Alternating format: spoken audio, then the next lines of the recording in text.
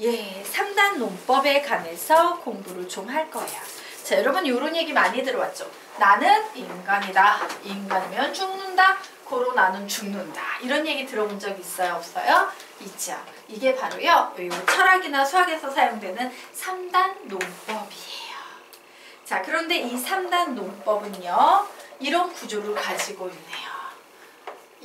나는 인간이다. 얘를 P면 R로 해석을 할게요.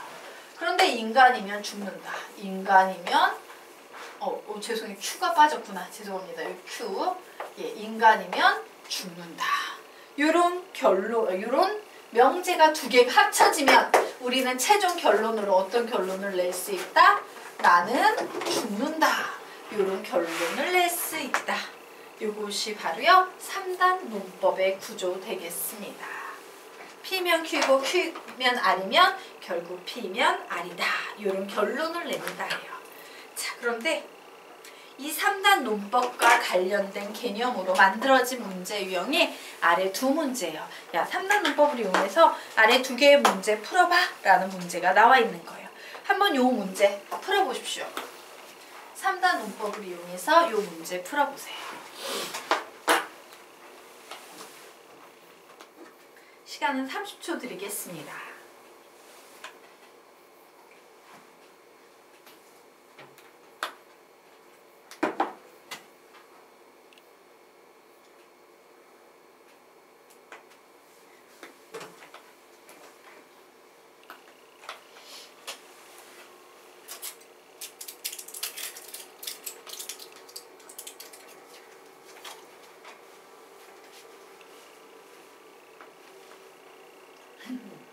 풀려요? 안 풀려요? 3단 논법 배웠어. 근데 풀려요? 안 풀려요? 안 풀리지. 그냥 머릿속만 아마 복작복작 헷갈릴 거예요. 자, 그래서 선생님이요. 이론상으로는 3단 논법이야. 그런데 실제로는요. 우리가 3단 논법과 관련된 문제를 풀기 위해서는요. 알아야 되는 핵심 포인트가 있어요. 자, 그 포인트에 관해서 설명을 드리도록 하겠습니다. 3단 논법과 관련된 문제의 가장 중요한 핵심 포인트는 이거다. 3단 논법은 끝말 이어가기와 같은 구조를 가지고 있는 개념이야 라는 것을 이해하는 게 훨씬 더 중요해요. 무슨 얘기냐면 자, P면 Q이다 라는 명제가 있어. 그러면 얘가 3단 논법으로 연결이 되기 위해서는 이 끝말을 이어가야 되기 때문에 뭐로 시작돼야 된다? Q이면 R이다로 이런 식으로 넘어가야 돼요. 자, 그러면 그 다음 명제가 3단 논법으로 이어지려면 또 뭐로 시작해야 돼? 반드시 끝말 이어가기니까 R로 시작돼야 돼요. R이면 S이다. 뭐 이런 식으로요. P면 Q, Q면 R, 아니면 S, S면 뭐 L 뭐 이런 식으로 계속 끝말 이어가는 구조를 가졌을 때 우리는 끝말을 쭈루룩 연결해서 P이면 S이다 라는 이런 결론을 내버리는 겁니다. 되겠습니까? 네. 자, 3단 논법 핵심 포인트는 뭐라고? 끝말, 이어, 가기, 다시. 3단 논법의 핵심 포인트는 뭐라고? 끝말, 이어, 가기 한 번 더. 끝말, 이어, 가기 한 번 더. 끝말, 이어, 가기. 얘가 제일 중요해요. 자, 그러면 이제 우리가 3단 논법은 끝말 이어가기야.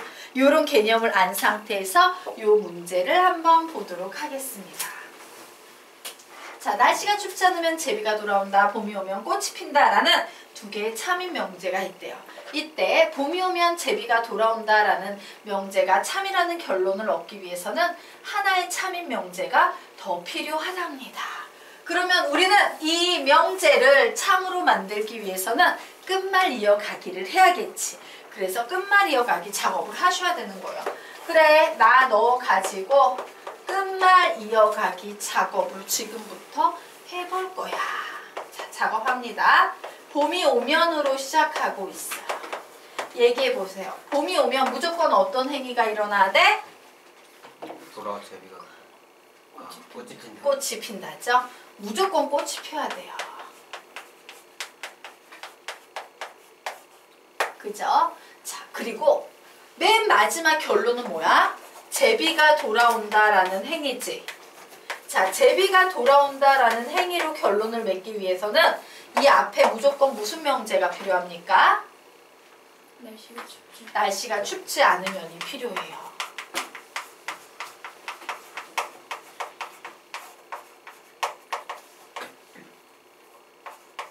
그런데 이 명제가 쭈르륵 연결이 돼서요. 봄이 오면 제비가 돌아온다. 이렇게 끝나야 되는데 그러기 위해서는 하나의 명제가 더 필요하대. 어떤 명제? 이 명제가 필요한 거야. 요 다리가 필요한 거야. 다리가 끊겨 있잖아. 계속 끝말 이어가면서 연결돼야 되는데 맞아요. 즉 우리에게 필요한 명제는 뭐다? 시작! 꽃이 피면 날씨가 춥지 않다라는 이 명제가 필요하다라는 겁니다. 자 그럼 1, 2, 3, 4, 5번 중에 답 찾아보세요.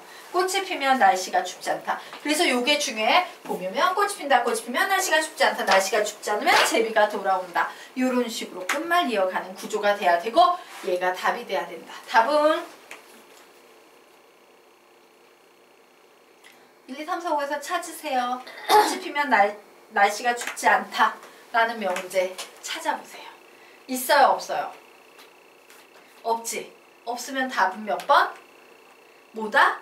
원래 명제가 있어야 되는데 없으면 원래 명제 대신 뭘 답으로 삼아야 돼? 대우. 원래 명제 항상 동치관계에 있는 것은 누구다? 대우. 대우만이 대접을 받는 거예요. 대우를 받는 거예요. 그래서 대우 찾으면 답은 몇 번입니까? 5번 되겠죠. 날씨가 추우면 꽃이 피지 않는다 라는 5번이 우리가 필요한 명제의 대우기 때문에 답이 되겠습니다. 자, 3단 문법 문제 그냥 이렇게 푸시면 돼요. 이런 문장형 문제는 쉬워요? 어려워요? 쉽죠? 할만하죠? 이 구조 잘 익혀두시면 이런 유형의 문제 푸는 건 쉬울 겁니다. 자, 그러면 이제요. 다시 개념으로 넘어가 보도록 하겠습니다. 자, 이번 개념에는 요 그림을 좀 그려놓을게요. P이면 Q이다. Q이면 R이다. R이면 S이다. S이면 Q이다 라는 조롱 패턴의 그림을 좀 그려놓으시기 바랍니다.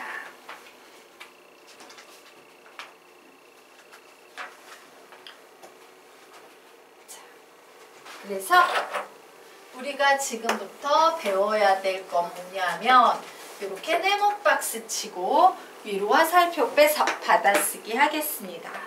문자를 한 번만 사용해서 관계도를 그려본다. 문자를 한 번만 사용해서 관계도를 그려본다. 문자를 한 번만 사용해서 관계도를 그려본다.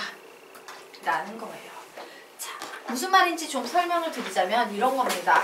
P이면 Q이다. Q이면 R이다. R이면 S이다. 이런 명제가 나와 있을 때 여기 보면 Q도 2번, R도 2번 사용되고 있죠. 이런 건 한 번씩만 써서 P이면 Q인데 Q는 어디로 간대요? R로 간대요. R은 어디로 간대요? S로 간대요. 이런 식으로 문자를 한 번만 써서 표현한 다음에 P면 S이다, P면 R이다, Q면 S이다. 이런 식의 명제에 참 거짓을 따지기 쉽다라는 얘기예요. 그런데 이 그림은 좀 특이한 게 있죠. 보세요. 뭐뭐디면 뭐뭐디다로 흘러가면 참인 거야. 그런데 얘는 보면 Q이면 R이죠. 그리고 다시 R이면 S로 가서 S면 Q네? 이렇게 계속 빙글빙글 도네? 빙글빙글 도는 건 무슨 의미를 가지고 있냐의 개념이에요. 결론을 내자면 이런 겁니다. 저기에서 Q하고요, R하고요, S는 모두 동치관계예요. Q와 S는 모두 다 같은 식이라는 얘기입니다. 자, 아랫줄에다가 적어 놓으시기 바랍니다. 한 바퀴 도는 것 위에 있는 것들은 모두 같다. 가로 열고 동치관계. 한 바퀴 도는 것 위에 있는 것들은 모두 같다. 가로 열고 동치관계. 한 바퀴 도는 것 위에 있는 것들은 모두 같다. 동치관계 라고 적어 놓으시기 바랍니다. 한 번씩만 써서 관계도를 그릴 때 저렇게 빙글빙글빙글 지네끼리 돌고 있는 것은 모두 다 동치관계다 라고 정리를 해 놓으시기 바랍니다. 되셨습니까? 네. 그러면 우리요 이제 두 번째 문제 유형 보도록 하겠습니다. 자, 세 조건 PQR에 대하여 다음 추론을 옳게 결론 내쇼라고 문제가 나와 있어요. 그러면 우리는 여기에 있는 걸요, 한 번씩만 문자를 써서 표현을 해야 돼요. 그러면 이때 한 번씩만 써서 표현을 할 때는 뭐를 보여야 되냐면요, 여기에 고리가 되는, 중간에 반드시 와야 되는 녀석이 있을 거야. 알파벳 2번 나오는 거. 여기서 알파벳 2번 나오는 거 보니까 얘하고 얘가 보이지? 맞아? 근데 얘네가 끝말 이어가려면 이 뒤에 있는 명제에 뭐가 필요해? 대우가 필요한 거예요. 왜? 낙큐. 낙큐이면 모이다. 이런 식으로 끝말 이어가야 되는데 떨어져 있잖아. 그러니까 뒤에 걸 바꿔주면 얘 뭐가 돼요? P이면 낙큐이다. 야, 네가 붙어줘야지. 낙큐로 시작돼야 돼. 그래서 대우 써주면 낙큐이면 나달이다. 이런 결론 낼 수 있겠죠. 그래서 우리는 어떤 결론을 낼 수 있다? P이면 나달이구나 라는 이런 결론을 낼 수 있다. 그래서 다시 말합니다. 핵심 포인트는 뭐냐면요, 2번 사용된 알파벳을 보고 얘네가 중간에 모여야 되기 때문에 앞을 바꿀까 뒤를 바꿀까 생각하셔야 돼요. 자, 두 번째 식은 뒤를 바꿔야겠죠? 그래서 씁니다. P이면 Q이다. 요 녀석 대우명제 써야겠구나. 자, 앞뒤 위치 바꾸면서 부정해버리면 Q이면 R이다. 이렇게 나와서 결론 P이면 R이다. 이렇게 결론을 내릴 수 있을 거예요. 자, 3번을 봤더니 똑같은 문자가 이런 식으로 있어요. 요거는 앞식을 바꿔야 됩니까? 뒤식을 바꿔야 됩니까? 중간에 몰리게 하려면 똑같은 문자 끝말 이어가려면 앞식을 바꿔야겠죠? 자, 요 녀석의 대우 명제를 써줍니다. 대우가 뭐야? 시작! P이면 낙큐이다예요. 자, 그리고 뒤에 있는 명제 그대로 낙큐이면 R이다. 이렇게 되겠네요. 결론 P이면 R이다. 이런 식으로 푸는 겁니다. 4번 하나는 여러분이 해보세요. 10초 드리겠습니다.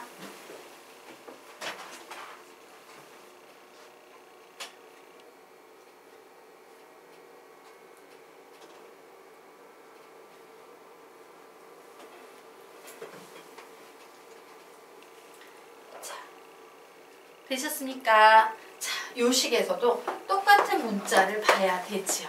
앞을 바꿔야 돼요? 뒤를 바꿔야 돼요? 앞을 대우로 바꿔줍니다. 낙피이면 낙큐이다. 낙큐이면 낫알이다. 그러므로 낙피이면 낫알이다. 자, 요 명제, 대우 명제까지 써보자. 나 부정 너무 많이 나와서 싫어. 대우 쓰면 뭐가 되겠어요? 시작! R이면 P이다. 자, 요 두 개 명제 모두 다 참이 된다요. 이런 식으로요. 끝말 이어가려면 앞을 바꿀까 뒤를 바꿀까 생각해서 문자를 한 번씩만 써서 표현을 한 후에 결론을 내주시면 되겠습니다. 자, 그러면 이제 페이지 넘겨서 우리 필요 조건과 충분 조건에 관해서 공부를 좀 해볼 거예요. 자, 앞으로 우리가 문제를 풀다 보면 아래쪽에 문제가 나와 있죠? 야, P이기 위한 Q는 무슨 조건이냐? 뭐 이런 문제가 나와 있을 거예요. 자, 무슨 조건이냐? 라고 물으면 답은 세 종류예요. 필요 조건이다, 충분 조건이다, 필요 충분 조건이다. 이렇게 세 종류의 답을 낼 텐데, 자, 어떤 문제건 간에 제일 중요한 핵심 포인트, 실수를 하지 않기 위한 핵심 포인트는요, 이런 필요 충분 조건 문제가 나오면 무조건 이렇게 생긴 양방향 화살표를 그린다. 여기에서 모든 문제가 시작된다는 걸 놓치시면 안 돼요. 양방향 화살표를 그리는 습관이 잡혀있는 친구들은 정답을 낼 확률이 매우 높지만 저런 습관 없이 대강 막 푸는 학생들은요, 오답을 낼 확률이 매우 높아져요. 그래서 우리는 양방향 화살표를 그리는 이런 습관을 가져야 합니다. 자, 그러면 보자. A는 B이기 위한 무슨 조건이냐라고 했을 때 이 땡땡 조건에 들어갈 수 있는 말에는 어떤 말이 있다고 불러볼까? 시작! 필요 조건, 충분 조건, 그리고 세 번째 필요 충분 조건. 답은요, 이런 식으로 세 종류가 있어요. 여기다 대고 선생님 충분 필요 조건이라고 부르면 안 됩니까? 라고 얘기하는 학생이 있을지도 모르는데 불러도 상관은 없지만 너를 제외하고 남은 모든 사람들은 필요 충분 조건이라고 부른다는 것만 알아두면 돼. 알겠습니까? 그래서 필요 충분 조건이라고 있는 습관을 좀 들이시기 바랍니다. 자, 그래서 선생님이 필요 충분 조건 묻는 문제 나오면 선생님이 항상 양방향 화살표를 그려놓고 문제를 풀랬어. 양방향 화살표, 양방향 화살표, 이게 제일 중요하겠어요. 라고 이제 그림부터 그려요. 자, 그리고 그림을 그리고 봤더니 얘가요, 가정부는 요만했는데 결론부가 이따시만하게 확대되고 있네. 그러면 확대 해석은 참이다, 거짓이다? 참이다요. 그래서 요 방향으로 가는 건 참이에요. 하지만 화살표가 거꾸로 되면 커다랬던 녀석이 축소되고 있지. 커다랬던 녀석이 축소가 되는 거꾸로 방향은 거짓이 될 거예요.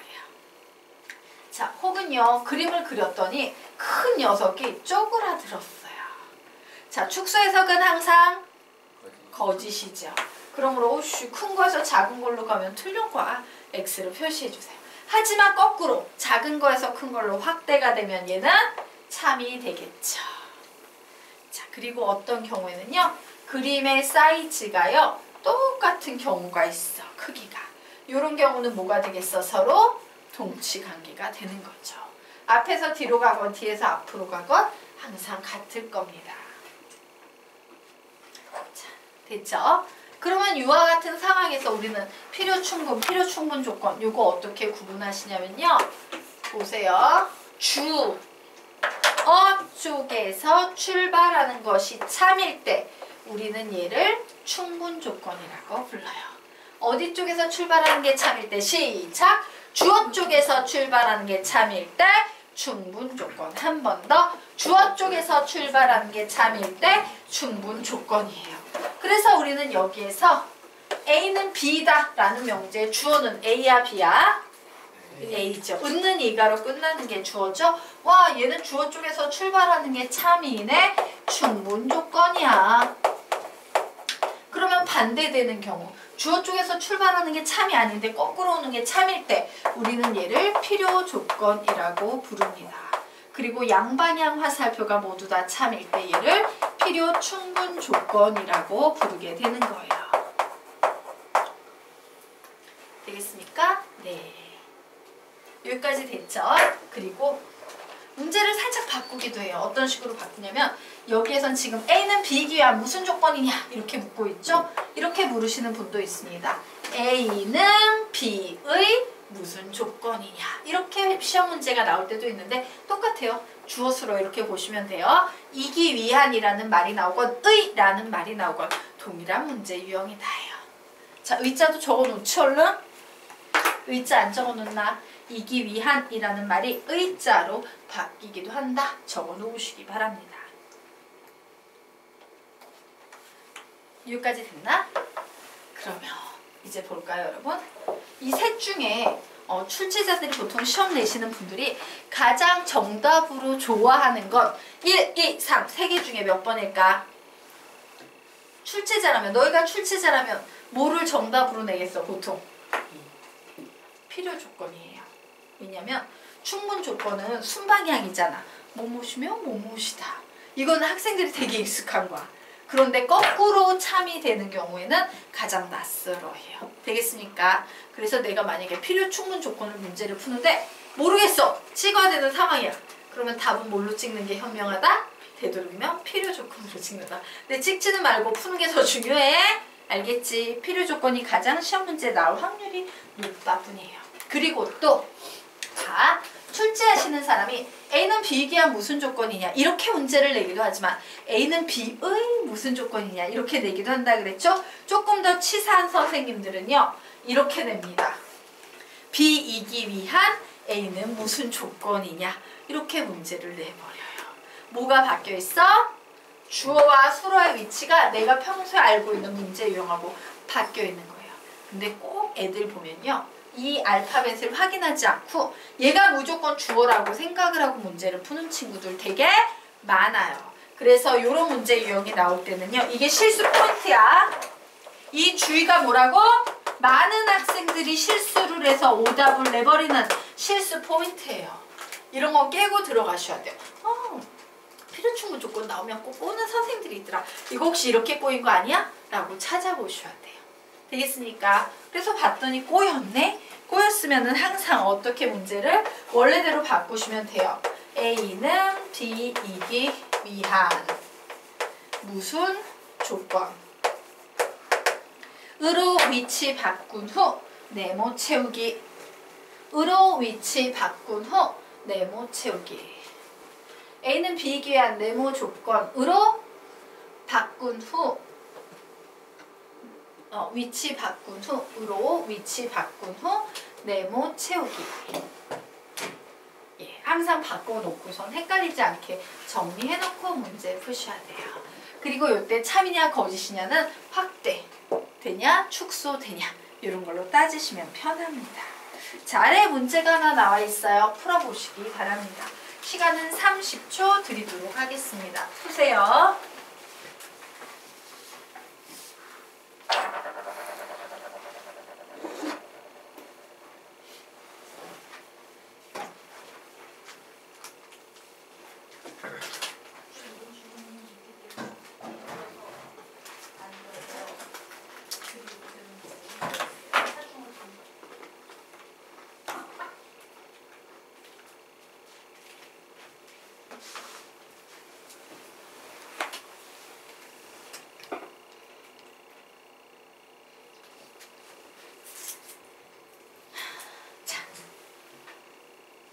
열심히 풀고 있나? 선생님이 여기에서 확인하고 싶었던 건 딱 하나예요. 내가 가르친 대로 푸느냐 안 푸느냐야. 선생님이 분명 얘기했습니다.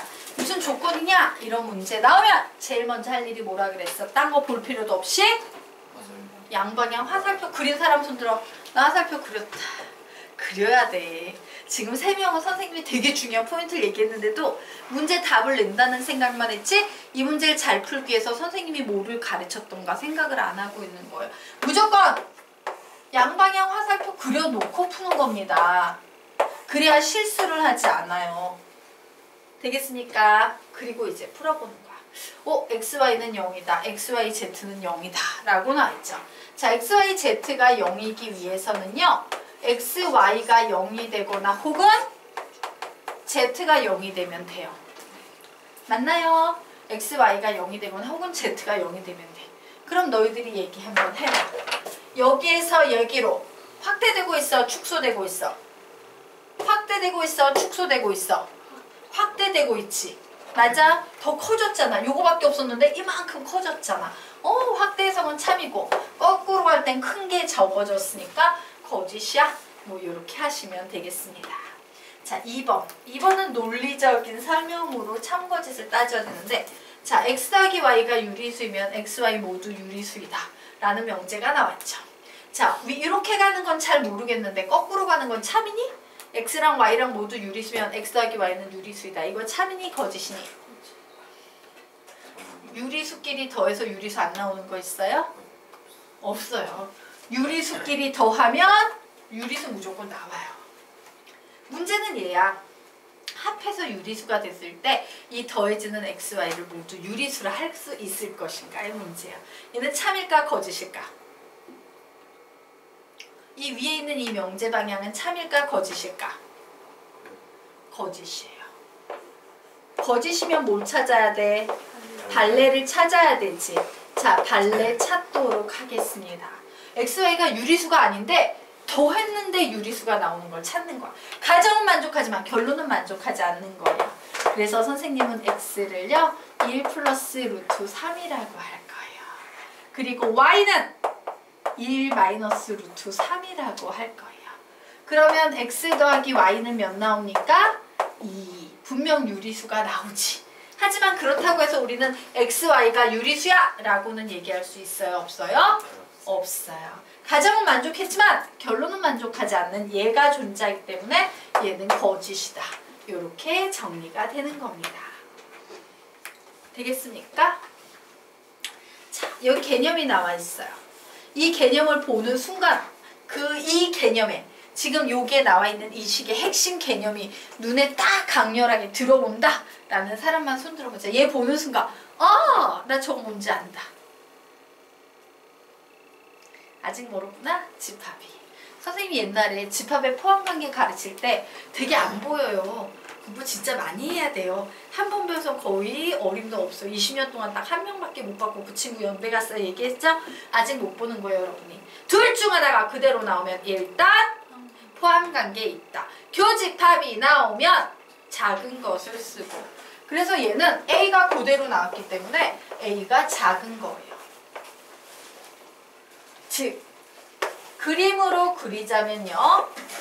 BC가 있는데 B하고 C의 교집합 요 부분에 A가 이렇게 쏙 들어가 있는 이런 상태가 되는 거예요. 됐나요? 자, 예. 딱 보는 순간 보여요 개념이. 이런 사람만 손 들어볼까? 얘 보는 순간에 보여. 나 저거 뭔 개념인지 알아. 손 든다. 네. 뭐가 보입니까? 포함관계. 합집합이 나오면 큰 것을 써. 보세요. 둘 중 하나가 그대로 나오면 일단 포함관계 있다. 합집합이 나오면 큰 것을 쓰고. 그래서 비합집합 C가 큰 거예요. 그래서 얘의 상황은 어떤 상황이냐면 B가 있고요. C가 있는데 요 비합집합 C A가 있으면 돼. 즉 A는 이렇게 있어도 되지만 이렇게 있어도 되고 이렇게 있어도 되고 이렇게 있어도 되고 이렇게 있어도 되고 이렇게 있어도 되고 되게 경우가 다양한 거야. 그러면 앞에서 뒤로 확대되고 있어요? 축소되고 있어요? 확대되고 있죠. 왜? 얘는 요거 한 종류였는데 얘를 포함한 여러 가지 종류가 되게 많이 늘었잖아요. 그러면 뒤에서 앞으로는 확대되고 있어요? 축소되고 있어요? 축소. 자, 선생님이 이렇게 OX를 다 잡아주면 이제 무슨 조건인지 답 낼 수 있겠지? 답 내시기 바랍니다. 자, 15초 드릴게요. 답 내세요.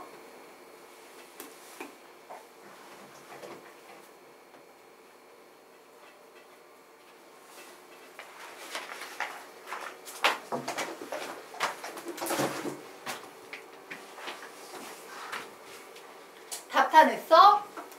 풀어주는 건 다 풀어줬는데 이제 답은 너희들이 내야지. 손들기 할 겁니다.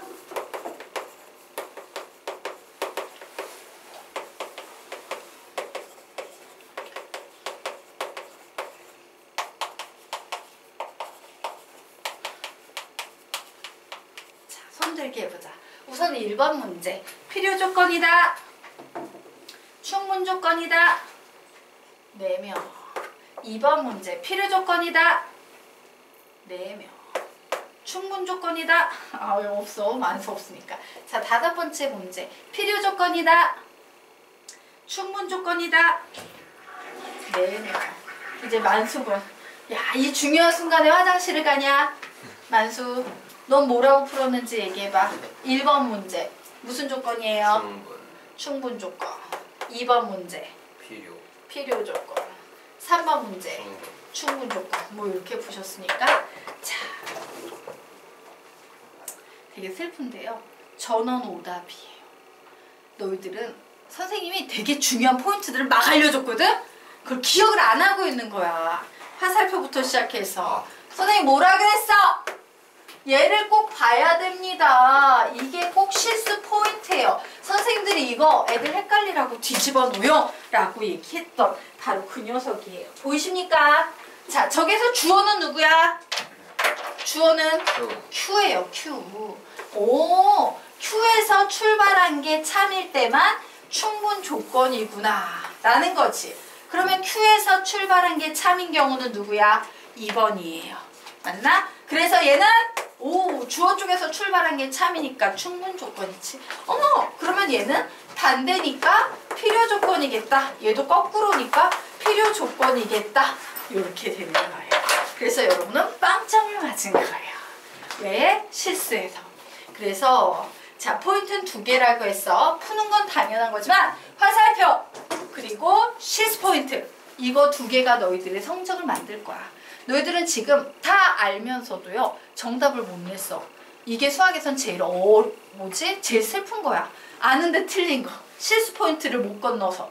알겠나? 그래서 앞으로 선생님이 가르칠 때 꼭 얘기하잖아. 이거 실수 포인트예요 라는 건 딴 애들도 다 거기에서 틀린다는 얘기야. 그러면 나는 거기에서 안 틀렸을 때 딴 애들하고 점수 성적을 그만큼 차이를 낼 거 아니야. 실수 포인트는 그냥 그런가 봐, 실수했나 봐 이러면서 넘겨드려야 돼. 아예 그걸 정확하게 공부를 하고 깨고 있어야 돼. 깨고 있어야 돼. 알겠나? 자, 그러면 페이지 넘겨서 다음 페이지 보도록 하겠습니다. 자, 8페이지 들어가도록 할게요. 자, 이제 우리는요, 모든의 부정에 대해서 공부를 할 거예요. 자, 모든의 부정요. 자, 아래쪽에 우선 이게 시중 교재에 나와 있는 내용이에요. 그리고 고정사역을 잘 모르시는 분들은 딱 요만큼만 가르치고 가. 그래서 애들이